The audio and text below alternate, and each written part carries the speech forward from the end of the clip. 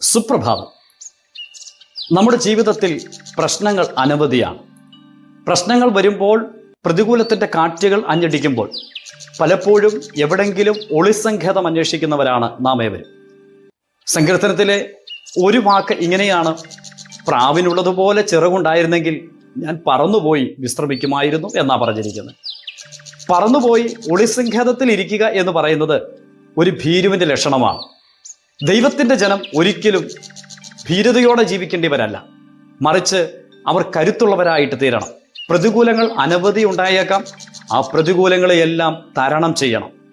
ദൈവത്തിൻ്റെ വചനത്തിൽ കരുത്തന്മാരെ സൂചിപ്പിക്കാനായിട്ട് എഴുതിയിരിക്കുന്ന വാക്ക് ഇങ്ങനെയാണ്: അവർ കഴുകന്മാരെ പോലെ ചിറകടിച്ച് ഉയരും. അതെ, നാം ഒരിക്കലും പ്രാവിനെ പോലെ ഒളിച്ചിരിക്കേണ്ടിവരല്ല, മറിച്ച് കഴുകന്മാരെ പോലെ പ്രതിസന്ധികളെ തരണം ചെയ്ത് അതിനു മീതെ പറന്ന് നമ്മെ ഏൽപ്പിച്ചിരിക്കുന്ന ദൗത്യം പൂർത്തീകരിക്കേണ്ടിയവരാണ്.